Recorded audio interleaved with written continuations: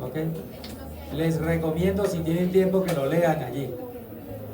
Les decía que la estatura final depende esencialmente de la secreción endógena de hormona de crecimiento en la vida postnatal. Y eso también les dije unos minutos atrás, tiene una penetrancia genética muy importante. La hormona de crecimiento ese es su papel esencial en el organismo, pero también actúa como una hormona antiinsulínica, o sea, se opone a la acción de la insulina. De hecho, los pacientes acromegálicos que suelen tener tumores productores de hormona de crecimiento, un tercio de ellos suelen tener intolerancia a los hidratos de carbono, que es una suerte de prediabetes. Y la mitad de ellos, uno de cada tres pueden tener diabetes y la mitad de ellos pueden tener prediabetes, precisamente porque tienen un exceso de hormona de crecimiento que se opone a la acción de la insulina. Hay distintas formas de hormonas de crecimiento descritas.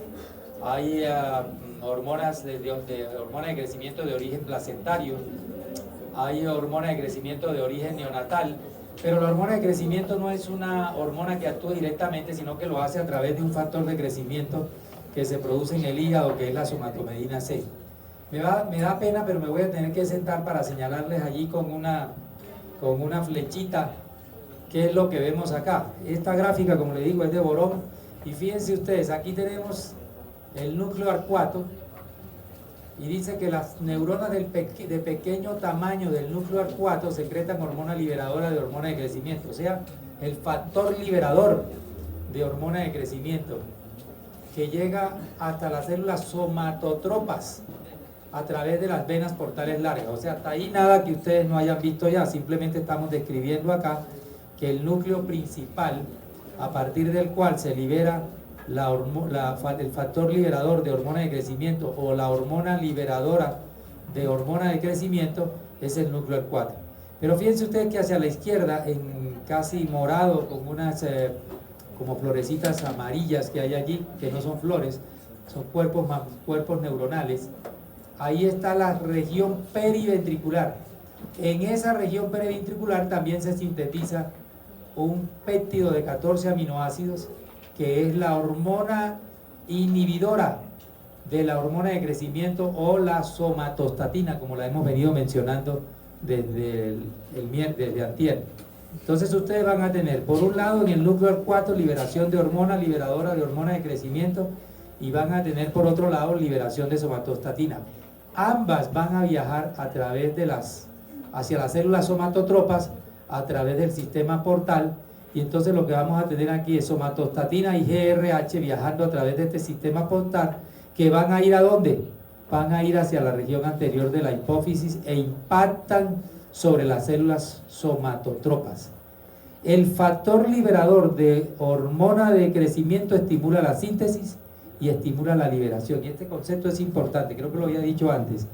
El factor liberador tiene que ver con la liberación, pero también con la síntesis, ambas cosas, en tanto que la somatostatina en realidad lo que tiene que ver es con la inhibición de las dos.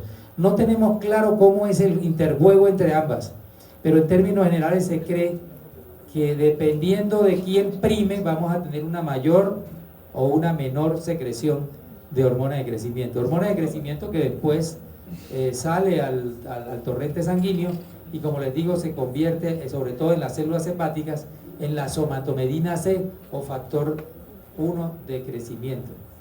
Fíjense ustedes algo que se ve acá, y es con qué, digamos, cómo se libera. Fíjense ustedes que la hormona de crecimiento, si uno la mide indirectamente, y en clínica eso es lo que hacemos, medimos este factor en suero, el factor de crecimiento semejante a la insulina tipo 1, ese factor de crecimiento en realidad nos da a nosotros una integrada de cuánta hormona de crecimiento se está produciendo.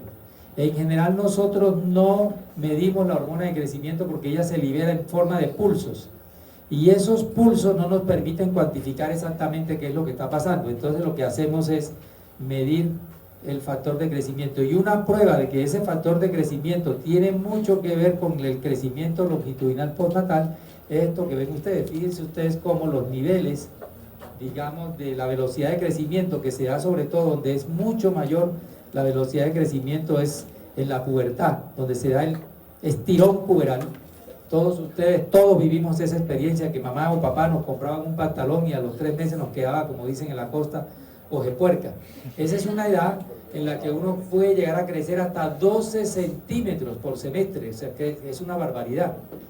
Realmente la velocidad de crecimiento es muy importante, y esa velocidad de crecimiento suele correlacionar con la concentración en suero del factor de crecimiento, lo cual es una prueba de que quien gobierna ese tirón puberal y quien gobierna ese crecimiento es precisamente la hormona de crecimiento. Por eso el papel fundamental de la hormona de crecimiento, digamos, en nuestra vida, en nuestra biología, se dice que es fundamentalmente responsable del crecimiento longitudinal postnatal, y es mediado fundamentalmente a través del IGF-1. Hay otros factores de crecimiento, está también el IGF-2 y otros que no sabemos cuál es su papel en el adulto, pero sí creemos que tienen que ver mucho también con el crecimiento fetal durante la gestación. De hecho, hay formas de variantes de hormonas de crecimiento maternas o placentarias que, digamos, tienen criterios semejantes a esta hormona, porque esta hormona tiene mucha homología además con la prolactina y tiene mucha homología también con el lactógeno placentario humano. Digamos, la estructura bioquímica de esas 13 hormonas es bastante parecida, pero cada una de ellas cumple un papel específico, y esta específicamente tiene que ver es con el crecimiento longitudinal. Esto yo creo que ya lo vimos algo parecido. Para recordarles de nuevo, no creo que vale la pena insistir más en eso, que esto tiene que ver mucho con un ciclo circadiano, y que uno de los elementos, digamos, fisiológicos que tienen mucho que ver con la secreción endógena de la hormona de crecimiento es el sueño, y en menor medida también el ejercicio. Pero recuerden siempre que es en la medianoche en particular y alrededor de las 4 de la mañana, es un poquito parecido al comportamiento de la testosterona, es que la hormona de crecimiento suele elevarse. Y estos son los circuitos de retroalimentación. Esto también está tomado de Borón, esta es la edición 17. Fíjense ustedes que la hormona de crecimiento estimula la secreción de IGF-1 en los tejidos periféricos. El tejido donde principalmente se ve eso es en el tejido hepático, pero ese IGF-1 hace a su vez varias cosas. Miren lo que hace. Por un lado, inhibe directamente la liberación de GH al suprimir las células somatotropas, o sea que ejerce una acción directa, el IGF-1, directa sobre los somatotropos, inhibiendo su liberación. Pero miren además qué es lo que hace. Esta IGF-1 a nivel hipotalámico inhibe indirectamente la liberación de la GH al suprimir la liberación del GRH. ¿Qué es el GRH? El factor liberador de hormona de crecimiento que se libera en el núcleo R4. Entonces lo que hace la IGF-1 es que suprime la liberación del GHRH, por lo cual indirectamente lo que está haciendo es inhibiendo la liberación de hormona de crecimiento. Este es un circuito de retroalimentación largo, el otro era un circuito de retroalimentación corta. Y fíjense la otra cosa que hace, también inhibe indirectamente la liberación de GH mediante la secreción de la somatostatina. ¿Ok? Inhibe indirectamente porque, digamos, estimula la liberación de somatostatina en los núcleos periventriculares. O sea que la forma en que lo hace, por un lado, inhibe directamente la secreción por parte de la célula somatotropa, pero por otra parte, inhibe el factor liberador de hormona de crecimiento y estimula la liberación del factor inhibidor, en este caso la somatostatina. Y principalmente lo que nosotros también tenemos como quinto paso es que la GH inhibe su propia secreción mediante un buque clorto. Miren ustedes, la misma GH es capaz de interferir sobre las células de la adenohipófisis, los somatotropos, para que no se produzca más GH. Entonces fíjense ustedes que este es un circuito un poquito más complejo que el que normalmente nosotros observamos, por ejemplo, con otros como la TSH. Es un poco más complejo porque realmente la hormona actúa de forma indirecta a través del IGF-1, y es el IGF-1 el que se encarga de ejercer los circuitos de retroalimentación para la hormona de crecimiento. No sé si tienen alguna pregunta o algún comentario por ahí. Entonces tenemos hasta ahí eso. Ahora, algo interesante que sabemos, esta no es una diapositiva bien hecha, pero fíjense ustedes ¿qué es lo que hace la hormona de crecimiento además de tener que ver con eso?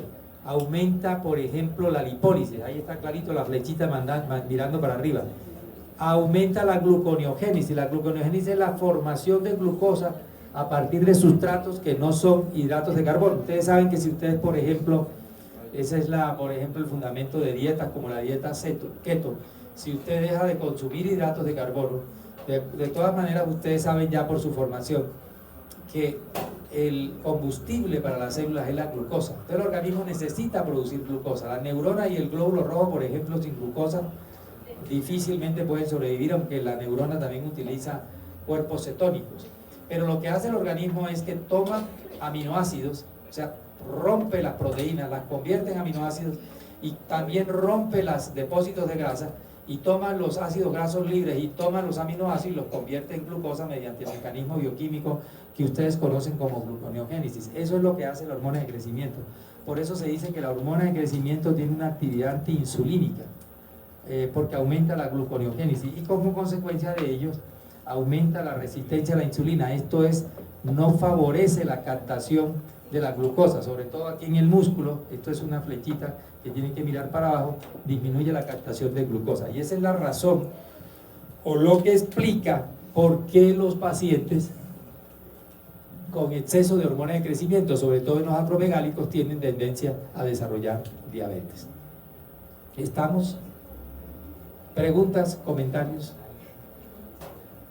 ¿Se cansaron o no se cansaron? A mí se me acabó la batería ya. Se me acabó. ¿Ah? ¿Se les acabó? No. ¿Sí? ¿Más o menos? Ok. Entonces, ¿alcanzamos a ver otro tema? ¿No? ¿Seguro que no? Se acabó.